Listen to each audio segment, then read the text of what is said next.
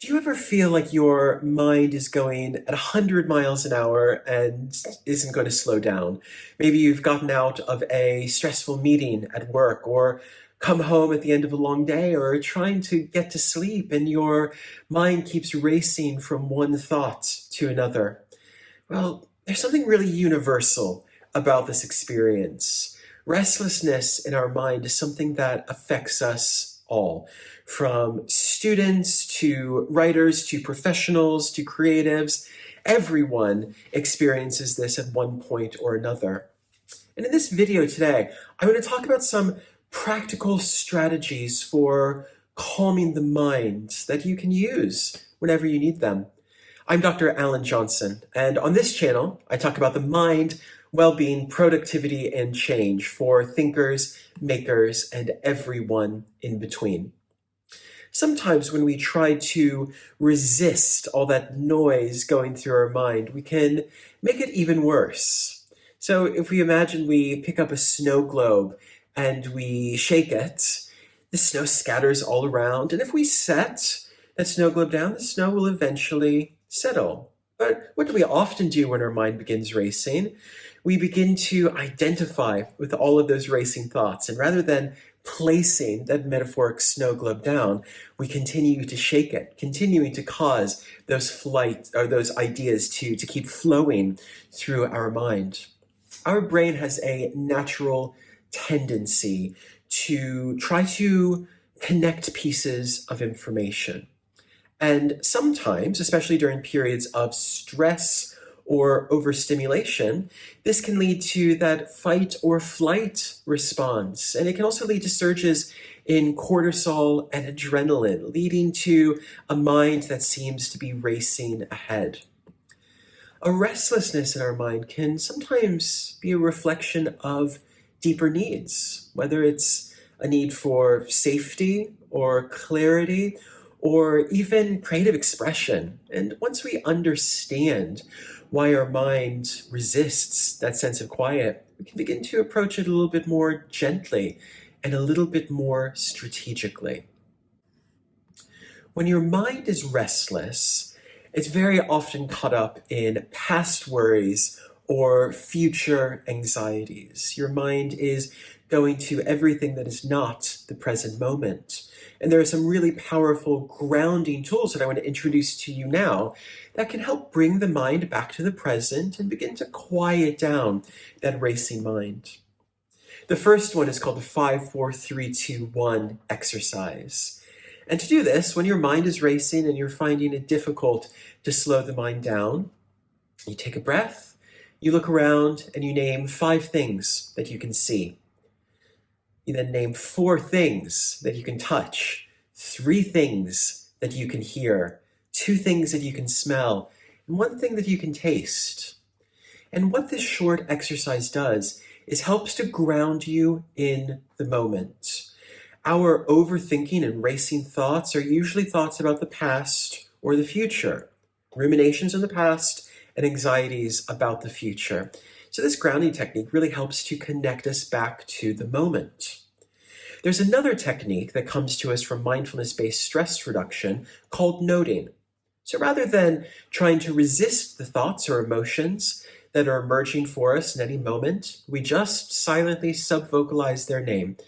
If we feel worry come up, we just note worry. If we begin to think about dinner that we're having later, we just note dinner. And if we sit for a few moments, just simply noting the thoughts as they emerge, what tends to happen is these thoughts begin to slow down over time. And the way that happens is we are grounding ourselves once again in that present moment. Rather than going to the past or rushing ahead to the future, we are observing and acknowledging just what is going on in this very moment. We can also use the breath to help support us and return us to the sense of present moment awareness. We can do a very, very simple 3 mindful breath exercise where we inhale, we hold, we exhale, we inhale, hold, and exhale. And one final time, we inhale, we hold, and we exhale. As we do those 3 mindful breaths, paying attention to all the parts of the breath, the in and the out and the pause, once again, we are returning ourselves just to the present moment, not allowing any thoughts or emotions rooted in the past or any thoughts or emotions connected to the possible future to take us in either of those directions. And we can begin to slow our mind down in that way. There's also a lot of scientific research on the importance of physical movement to help calm the mind. So let's imagine that you are trying to fall asleep and your mind is racing. You're thinking about a conversation you had with your line manager that day. You're thinking about a project that you need to finish by the end of the week. You're thinking about things you need to do for your kids or your partner or your parents on the next day. Sometimes, to connect ourselves back to the present moment, the best thing that we can do is rely on some movement. Getting out of bed and doing a short yoga routine, doing a short stretch, walking around the house or walking around the block. These can be incredibly useful ways to, once again, take our mind out of that constant stream of past and future and reconnect it with the moment. There's a really significant piece of paradoxical advice that emerges when we talk about calming a restless mind.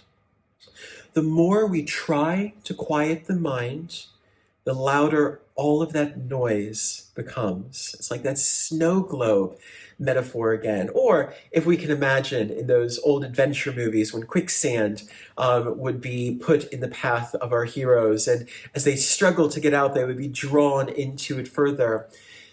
Our mind can be like that as well. Sometimes the more that we try to quiet it, the harder that becomes. So in order to learn to cultivate a quiet mind, there needs to be an experience of acceptance. Instead of resisting this restlessness that we're experiencing in our mind, we can instead become curious about that restlessness. We don't have to identify with the restlessness. We don't have to grasp a hold of the restlessness. Instead, we can simply become curious about it.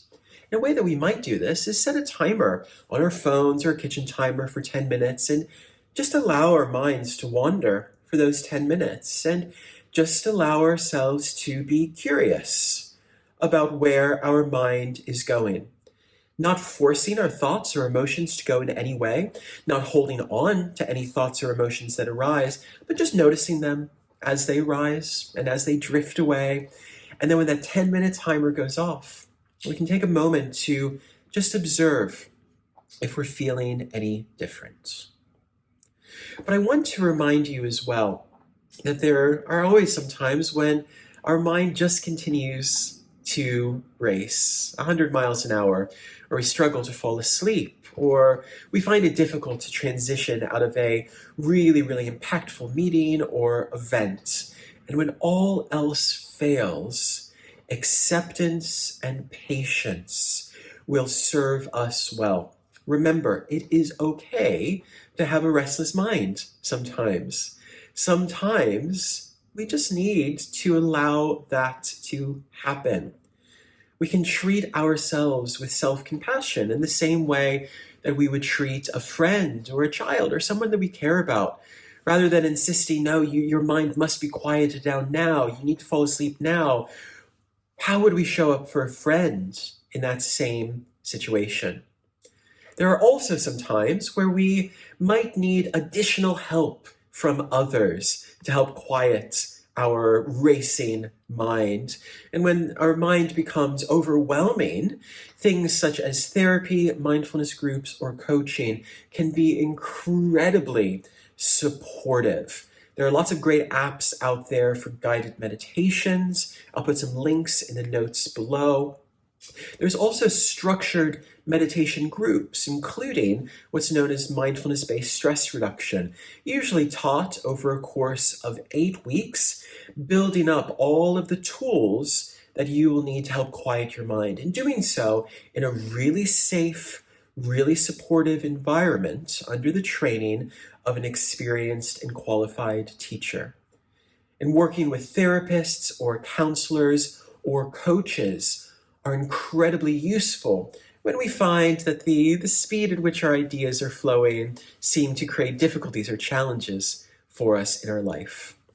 Remember, struggling with quieting our mind doesn't mean that something is wrong with us. It means that we are human. And there are lots of tools that we can use to help quiet our mind when it seems to be racing. And there are a lot of professionals out there who can support us through that journey as well. So rather than pushing away restlessness of mind, show curiosity and acceptance toward it and see what of these tools or additional areas of support might serve you. If you haven't already, be sure to like and follow this channel. And in the comments below, share your experiences and share what you have gained from this video. The mind may not get quieted immediately when you stop and breathe or you do some yoga, but every effort we take is a step closer to inner clarity and calm. I'll see you next time.